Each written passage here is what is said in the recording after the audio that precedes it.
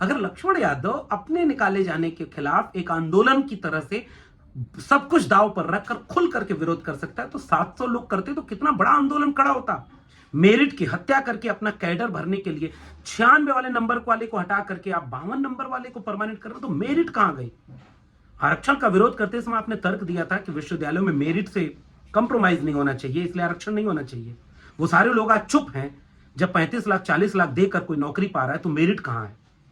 कोई विचारधारा में दीक्षित होकर के पर्ची पर नाम लिखवा कर आ रहा है और उसकी नौकरी लग जा रही है, जबकि उसके बहुत कम नंबर है, प्लेन एमए नेट है, किसी का रिश्तेदार है, तो मेरिट कहां है?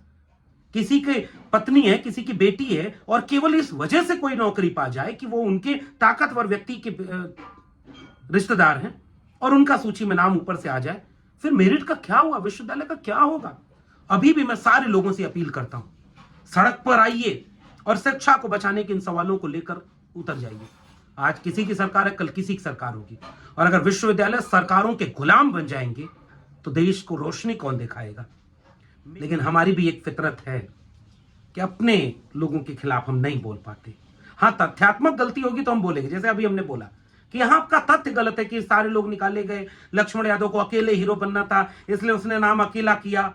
सामाजिक आंदोलनों में और ऐसी लड़ाइयों में अक्सर आप पाएंगे कि जिनके खिलाफ आप लड़ रहे होते हैं वो कई बार आपके खिलाफ नहीं खड़े हो पाते, क्योंकि आप सच के पक्ष में खड़े होते हैं, न्याय के पक्ष में खड़े होते हैं, इसलिए आपके खिलाफ आपके लोगों को खड़ा कर दिया जाता है। और मेरे अपने लोग हैं जो मेरे विरोध में, बहुत प्यारे लोग हैं, इतने मासूम हैं कि उनको पता ही नहीं किसका विरोध करना है किसका नहीं। अच्छा सोचिए ना, कोई एक व्यक्ति लड़ने आया और आप कह रहे हैं कि 700 क्यों नहीं, उनके बारे में क्यों नहीं बात करते? आपके मन में ये कभी नहीं आता कि वो 700 अपने बारे में क्यों नहीं बात करते? और ये जो मेरे लोग मेरे खिलाफ हैं, उनके लिए बस एक शेर पढ़ना चाहता हूं कि जीतने का ये हुनर भी आजमाना चाहिए, जंग गर भाई से हो तो हार जाना चाहिए। और ऐसे 700-800 लोग हैं दिल्ली विश्वविद्यालय में जो नौकरी से निकाले गए, लेकिन वो नहीं बोल रहे। और अगर वो नहीं बोल रहे, नहीं लड़ रहे, तो इसका गुनहगार बोलने वाला कैसे हो सकता है? हम तो लगातार ये अपील कर रहे हैं कि आप सब आइए, एक साझा लड़ाई है और इस साझा लड़ाई को लड़िए, लेकिन कोई नहीं बोल रहा, सब चुप हैं, क्योंकि बोलेंगे तो अगली बार कहीं इंटरव्यू देने पे नौकरी नहीं मिलेगी। यहां आपका तथ्य गलत है कि सारे लोग निकाले गए, लक्ष्मण यादव को अकेले हीरो बनना था इसलिए उसने नाम अकेला किया। अरे नहीं भाई, वो सारे लोग परमानेंट हो गए हैं, बाकी सब। मेरे कॉलेज फोन कर लो, जाकिर हुसैन दिल्ली कॉलेज, दिल्ली विश्वविद्यालय, वेबसाइट पर जाओ, नंबर मिलेगा, फोन करो, कॉलेज से पूछो कि बाकी कितने लोग निकाले गए। और फिलॉसफी डिपार्टमेंट में 3 लोग, जो आखिर में 3 नाम है, उनमें से सबसे आखिरी नाम जिस लेडी का, वो भी निकाल दी गई। अब अगर वो नहीं बोल रही, उनका नाम भी देखो, मैं यहां नहीं बोल रहा हूं। ये एक तरीका होता है किसी भी चीज को करने का। मैं अपने बारे में बोल सकता हूं और जिनसे मेरी लड़ाई है उनको एड्रेस कर सकता हूं, क्योंकि वो अथॉरिटी है। किसी तीसरे इंडिविजुअल का नाम ना तो मैं पब्लिक कर सकता, ना उनके बारे में बोल सकता हूं। ये अपने लोगों को जो आगे कर दिया जा रहा है। सपा के मंच पर चला गया लक्ष्मण यादव, मैं तो आरजेडी के मंच पर भी गया हूं, और मैं बसपा के भी मंच पर जाना चाहता हूं। बसपा का कोई ऐसा मंच दिखता ही नहीं जहां कोई मुझे बुलाए। आप लोगों में से कोई बुला सकता है तो बुलाइए, मैं शौक से जाऊंगा। हमारे लिए बहुत बड़ी चीज है बसपा। हम आरजेडी के मंच पर जाते हैं और फिर जाने वाले हैं, उनका भी प्रशिक्षण शिविर चल रहा है। हम सपा के मंच पर भी प्रशिक्षण शिविर में जाएंगे, हम कांग्रेस में भी जाते हैं, क्योंकि हम अभी एक को हराना चाहते हैं। दोस्तों, लगातार मेरे समर्थन में देश भर में आंदोलन हो रहे हैं। लोगों ने सरकारी कार्यालयों में ज्ञापन देना शुरू कर दिया है। देश के कई जिलों से तस्वीरें आ रही हैं, लोग सड़क पर उतरकर विरोध प्रदर्शन करना शुरू कर चुके हैं। मैं उन सारे लोगों को अपना सलाम पेश करता हूं और केवल यही कहना चाहता हूं, मेरी जिंदगी में ये एक बड़ा नुकसान है कि मुझसे मेरी कक्षाएं छीन ली। ऐसा लगता है कि पेड़ का तना नीचे से जड़ काट दी। लेकिन आपके इस जज्बे से, आप सबके समर्थन और प्रेम से हिम्मत मिलती है कि निजी नुकसान और निजी कुर्बानी को यूं ही न जाया होने दें। हक और अधिकार की लड़ाई, न्याय और सम्मान की लड़ाई, गलत के खिलाफ बोलने की लड़ाई आप सबके समर्थन से क्यों ना और मजबूत करें। और इसलिए कई दिन लगा मुझे संभलने में। बहुत आसान नहीं था इस बात को झेल पाना और कबूल कर पाना कि अब अगली सुबह से मैं अपनी कक्षाओं में नहीं जा पाऊंगा। अगली सुबह से मेरे हाथ में मेरे अटेंडेंस रजिस्टर नहीं होगा और मेरी आंखों के सामने मेरे प्यारे विद्यार्थी नहीं होंगे। मगर हां, जो गलत था उसके खिलाफ बोलने का जो सबक इन अकादमिक संस्थानों ने मुझे सिखाया था, आज इम्तिहान का वक्त आया तो अपना करियर दांव पर लगाकर हमने वो गलत के गलत कहना कबूल कर लिया। और आपने जो हिम्मत और प्रेम दिया है, समर्थन दिया है, उससे ये हिम्मत और बढ़ गई है। तो शुक्रिया तो नहीं कहूंगा, क्योंकि आपका स्नेह और प्रेम शुक्रिया से आगे की चीज है, लेकिन हां, लड़ाई को आपने मजबूत किया है तो अब ये मजबूत होती चलेगी। हम लगातार संपर्क में हैं लोगों के, कि ज्ञापन अगर कोई बन जाएगा हम लोगों का तो उसको भेजेंगे और भेजेंगे आपको जल्दी। मेरे विद्यार्थियों ने खत लिखा है, अब लगातार ये चीजें आगे बढ़ रही हैं और इसको लेकर के हम लोग मजबूती से लड़ाई आगे बढ़ाएंगे। दो बातें आई। एक तो ये आया, सोशल मीडिया पर लगातार आ रहा है कि आपका निष्कासन का जो पत्र आपने साझा किया था टर्मिनेशन का, उसमें बाकी लोगों के नाम क्यों हटा दिए। भाई, बाकी लोगों का नाम मैं सार्वजनिक नहीं कर सकता, वो एक वैध लेटर है और लोगों ने सार्वजनिक कर दिया कहीं से लाके। लेकिन मेरे ऊपर यह आरोप लग सकता है कि आप अपना नाम कर सकते हैं। और दूसरी सबसे बड़ी वजह है कि उनमें से सब बाकी नौकरी पा गए, सारे टर्मिनेट नहीं हुए हैं। ये एडहॉक से टर्मिनेशन लेटर है, तो जितने एडहॉक पर काम कर रहे हैं तो उन सबको एक लेटर में टर्मिनेट किया जाएगा। और दूसरे लेटर में जो रिजल्ट बनना चाहिए था, जो बाकी कॉलेजेस में आता है, वो रिजल्ट जाकिर हुसैन कॉलेज के हिंदी विभाग का आया ही नहीं। और मैं पूछना चाह रहा हूं कि आपने वो रिजल्ट पब्लिक क्यों नहीं किया, अभी तक नहीं किया। वो आपके और इस आंदोलन के डर से नहीं किया। तो जितने लोग मेरे अलावा उस सूची में थे, उनमें फिलॉसफी डिपार्टमेंट की एक लेडी हैं, उनका भी नौकरी छीन ली गई। अब लेकिन वो नहीं बोल रही तो इसका दोषी तो मैं नहीं हूं, उनको बोलना चाहिए और उनके बारे में मैं नहीं बोल सकता। मैं अपील कर सकता हूं कि जो सैकड़ों लोग निकाले गए वो लोग भी साथ आए, बोले, लड़े और हम मिल करके लड़ेंगे। लेकिन अगर कोई नहीं आ रहा है तो इसका दोषी मैं नहीं हूं। लेकिन मेरे डिपार्टमेंट के अगर 5 लोग नौकरी पर थे एडहॉक के, और उस टर्मिनेशन लेटर में शुरू के जो 5 लोग हैं वो हिंदी विभाग के हैं, जो बाद में पब्लिक हुआ है, और उन 5 में से 4 परमानेंट उसी कॉलेज में हो गए। एक आध बार मेरे कॉलेज का प्रिंसिपल का नंबर लेकर घुमाइए ना, मेरे कॉलेज का नंबर लेकर के मिलाइए, फोन पूछिए कि बाकी लोगों को लक्ष्मण यादव क्यों नहीं बोल रहे। भैया, बाकी लोग परमानेंट हो गए तो मैं कैसे बोलूं, वो सारे लोग नौकरी पा गए। वहां तो ये बोला गया ना कि भाई एक आदमी को निकालो, इसको नौकरी से बाहर करो, बाकी आप जिसको चाहे उसको रख लो। तो हमारे सारे लोग मिलकर के सारे लोगों की नौकरी बचा लेते हैं, और वो नौकरी बच गई। तो इसलिए टर्मिनेशन लेटर में इन 2 वजहों से, कि बाकी की सार्वजनिक जानकारी सार्वजनिक नहीं कर सकते और अपना किया, और बाकी दूसरी वजह यह है कि सारे परमानेंट हो गए, सब परमानेंट हो गए। अब तो सबके नाम पब्लिक हैं। मैं कह रहा हूं फिलॉसफी डिपार्टमेंट में जो सबसे आखिरी नाम है वो लेडी भी नौकरी से निकाल दी गई, लेकिन अब निकालने के बाद नहीं बोल रही हैं। और ऐसे 700-800 लोग हैं दिल्ली विश्वविद्यालय में जो नौकरी से निकाले गए, लेकिन वो नहीं बोल रहे। और अगर वो नहीं बोल रहे, नहीं लड़ रहे, तो इसका गुनहगार बोलने वाला कैसे हो सकता है। हम तो लगातार ये अपील कर रहे हैं कि आप सब आइए, एक साझा लड़ाई है और इस साझा लड़ाई को लड़िए, अपने साथ हुए अन्याय के खिलाफ बोलिए। आप भी मेरे साथ सवाल पूछिए कि आपको क्यों निकाला गया, लेकिन कोई नहीं बोल रहा, सब चुप हैं, क्योंकि बोलेंगे तो अगली बार कहीं इंटरव्यू देने पे नौकरी नहीं मिलेगी। और ये सबसे बड़ा सच है। इसलिए मैं जिद भी नहीं, जबरदस्ती भी नहीं कर सकता कि नहीं आप भी आइए लड़िए। तो ये पूरा पहलू है, इसको कायदे से समझा जाए। देखिए, अगर मेरी लड़ाई से, मेरे नाम से, मेरे आंदोलन से, बाकी लोगों के समर्थन और प्यार से अगर किसी को पीड़ा है निजी तौर पर, तो मैं उस पीड़ा का सम्मान करता हूं। आप मेरा विरोध कर सकते हैं और करना चाहिए, लेकिन कम से कम जब विरोध करें तो तैयारी कर लें। सामाजिक आंदोलनों में और ऐसी लड़ाइयों में अक्सर आप पाएंगे कि जिनके खिलाफ आप लड़ रहे होते हैं वो कई बार आपके खिलाफ नहीं खड़े हो पाते, क्योंकि आप सच के पक्ष में खड़े होते हैं, न्याय के पक्ष में खड़े होते हैं। इसलिए आपके खिलाफ आपके लोगों को खड़ा कर दिया जाता है। लेकिन हमारी भी एक फितरत है कि अपने लोगों के खिलाफ हम नहीं बोल पाते। हाँ, तथ्यात्मक गलती होगी तो हम बोलेंगे, जैसे अभी हमने बोला कि यहां आपका तथ्य गलत है कि सारे लोग निकाले गए, लक्ष्मण यादव को अकेले हीरो बनना था इसलिए उसने नाम अकेला किया। अरे नहीं भाई, वो सारे लोग परमानेंट हो गए हैं, बाकी सब। मेरे कॉलेज फोन कर लो, जाकिर हुसैन दिल्ली कॉलेज, दिल्ली विश्वविद्यालय वेबसाइट पर जाओ, नंबर मिलेगा, फोन करो, कॉलेज से पूछो कि बाकी कितने लोग निकाले गए। और फिलॉसफी डिपार्टमेंट में 3 लोग, जो आखिर में 3 नाम है, उनमें से सबसे आखिरी नाम जिस लेडी का, वो भी निकाल दी गई।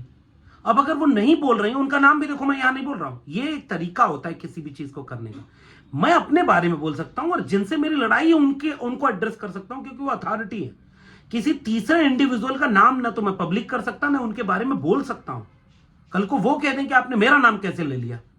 तो ये टेक्निकल चीजों को जरा समझा करिए। जो जिस अथॉरिटी से क्वेश्चन हमें करना है, उस अथॉरिटी से हम सवाल कर सकते हैं। और इसलिए हम दिल्ली विश्वविद्यालय से सवाल करते हैं, अपने कॉलेज के प्रिंसिपल से सवाल करते हैं, क्यों निकाला। बाकी सब परमानेंट हो गए तो तथ्य गलत मत रखा करिए। और फिर से कह रहा हूं कि अकेले कौन हीरो बनना चाहेगा। कोई और आए, मुझसे ज्यादा अच्छे से आंदोलन करे, मुझसे ज्यादा तीखा सवाल करे, मुझसे बड़ा हीरो बन जाए। सवाल हीरो बनने का नहीं है, सवाल न्याय की लड़ाई के लड़े जाने का है। 700 से 800 लोग जो दिल्ली विश्वविद्यालय से निकाले गए, वो क्यों चुप हैं, इसे आप भी समझिए और आप भी पूछिए। और मैं अभी चाहता हूं कि लड़ाई केवल मेरी नहीं, उन 700-800 लोगों की भी लड़ाई है। उन सारे लोगों को क्यों निकाला गया, ये इसका जवाब दे विश्वविद्यालय प्रशासन। साझा लड़ाई है ये। लेकिन अगर कोई और नहीं लड़ रहा है तो इसका दोषी मैं नहीं हूं। मैं उनके हिस्से की भी लड़ाई लड़ने की कोशिश करूंगा। इस पहलू को समझे। और क्यों इंटरव्यू बोर्ड में बोला गया कि डॉक्टर लक्ष्मण यादव को निकालना है, चाहे बाकी सबको परमानेंट कर दो, और यही हुआ है, बाकी सब परमानेंट हो गए। तो इस तरह से ये लड़ाई अब आगे बढ़ेगी और शिक्षा को बचाने की, शिक्षा को एक विचारधारा के रंग में रंगे जाने के खिलाफ, शिक्षा को एक कैडर प्लेसमेंट सेंटर की तरह कैंपसेस को बना देने के खिलाफ, ये जो इंटरव्यू का पूरा प्रोसेस है इसके खिलाफ, इस तरह के पूर्वाग्रह के खिलाफ, इस तरह की मेरिट की जा रही हत्या के खिलाफ, इस लड़ाई को हम आगे ले जाएंगे। शिक्षा के बेचे जाने की इस लड़ाई को आगे ले जाएंगे और सवाल करेंगे पूरे देश के हुक्मरानों से कि आप जवाब दें। तो ये एक बड़ा मोड़ है। आज जवाहरलाल नेहरू विश्वविद्यालय अपने यहां कह रहा है कि अगर आप कैंपस के भीतर आंदोलन प्रतिरोध सभा करेंगे तो 20,000 रुपए जुर्माना देना पड़ेगा। दिल्ली विश्वविद्यालय में आप आंदोलन प्रतिरोध नहीं कर सकते। डॉक्टर रितु किसी तरह बैठी हुई हैं, उनके साहस और जज्बे को सलाम करता हूं मैं उस मंच पर 2-3 बार जा चुका हूं, फिर जाऊंगा। साझा मिलकर लड़ेंगे। हम सबकी लड़ाई एक है। हाँ, उनका मुद्दा थोड़ा अलग है, मेरा मुद्दा अलग है, लेकिन अन्याय दोनों के साथ हुआ है, इसलिए हमारी लड़ाई साझा है। डॉक्टर रितु को जातिवादी उत्पीड़न का शिकार किया गया। उनके खिलाफ जिन बच्चों से कंप्लेन कराई गई, उन बच्चों का कोई एकेडमिक रिकॉर्ड ही नहीं है। वो उस स्कूल, उस कॉलेज में बच्चे वो हैं ही नहीं। और जातिवादी प्रिंसिपल ने जातिवाद के आधार पर डॉक्टर रितु को निकाल दिया। इसलिए डॉक्टर रितु करेंगे, हम नौकरी नहीं, न्याय चाहिए। और मुझे निकालने के लिए पूरी वैधानिक प्रक्रिया अपनाई गई। कोई आधार नहीं, कोई ठोस वजह नहीं। केवल इंटरव्यू में चंद खुदा बन के बैठे लोग कहते हैं ऊपर से नाम आया है। दिल्ली विश्वविद्यालय में पैसे का आरोप लग रहा है। मैं बार बार कह रहा हूं, देश भर के बाकी लोग क्या इस बात के लिए चिंतित नहीं होंगे कि आपके विश्वविद्यालयों में लाखों रुपए देकर के नौकरियां ली जा रही हैं और इस पर आप कोई सवाल नहीं पूछ रहे सरकारों से? आप कोई दबाव नहीं बना पा रहे? कैडर भरा जा रहा है एक विचारधारा के लोगों को। रोज शाम को वहां हाजिरी होती है। अगर आप रोज नहीं आ रहे तो अगले नौकरी में आपको परमानेंट नहीं किया जाएगा। ये सवाल है मेरा। नियुक्तियां इंटरव्यू के नाम पर हो रही हैं, टोटली फ्रॉड नियुक्तियां हो रही हैं। एकदम से विश्वविद्यालय को बर्बाद करने के लिए सारे काम किए जा रहे हैं। तो ये सवाल मेरा है और इसलिए एक बड़ी क्रांति की जरूरत इस देश में है। अब एकेडमिक इंस्टीट्यूशन में आप आंदोलन प्रतिरोध नहीं कर सकते, सभा नहीं कर सकते, फिर विश्वविद्यालय किस बात के? ग्लोबल नॉलेज का मतलब क्या रहा? और इसलिए हम ये लगातार सवाल उठा रहे हैं कि विश्वविद्यालयों को बचाने की एक लड़ाई का आगाज होना चाहिए। शिक्षा को बचाने की एक लड़ाई का आगाज होना चाहिए। अभी भी मैं सारे लोगों से अपील करता हूं, सड़क पर आइए और शिक्षा को बचाने के इन सवालों को लेकर उतर जाइए। आज किसी की सरकार है, कल किसी की सरकार होगी। और अगर विश्वविद्यालय सरकारों के गुलाम बन जाएंगे तो देश को रोशनी कौन दिखाएगा? मेरिट की हत्या करके अपना कैडर भरने के लिए 96 वाले नंबर वाले को हटा करके आप 52 नंबर वाले को परमानेंट कर रहे हो, तो मेरिट कहां गई? आरक्षण का विरोध करते समय आपने तर्क दिया था कि विश्वविद्यालयों में मेरिट से कंप्रोमाइज नहीं होना चाहिए, इसलिए आरक्षण नहीं होना चाहिए। वो सारे लोग आज चुप हैं। जब 35 लाख 40 लाख देकर कोई नौकरी पा रहा है तो मेरिट कहां है? कोई विचारधारा में दीक्षित होकर के पर्ची पर नाम लिखवा कर आ रहा है और उसकी नौकरी लग जा रही है, जबकि उसके बहुत कम नंबर है, प्लेन एमए नेट है, किसी का रिश्तेदार है, तो मेरिट कहां है? किसी की पत्नी है, किसी की बेटी है, और केवल इस वजह से कोई नौकरी पा जाए कि वो उनके ताकतवर व्यक्ति के रिश्तेदार हैं और उनका सूची में नाम ऊपर से आ जाए, फिर मेरिट का क्या हुआ? विश्वविद्यालय का क्या होगा?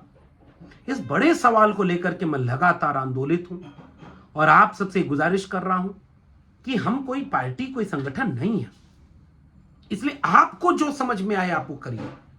खुला है ये मंच, एक आंदोलन की जरूरत है इस देश को, जहां जो समझ में आया करिए, जिससे सवाल पूछ सकते पूछिए, इस मुद्दे को खड़ा करिए।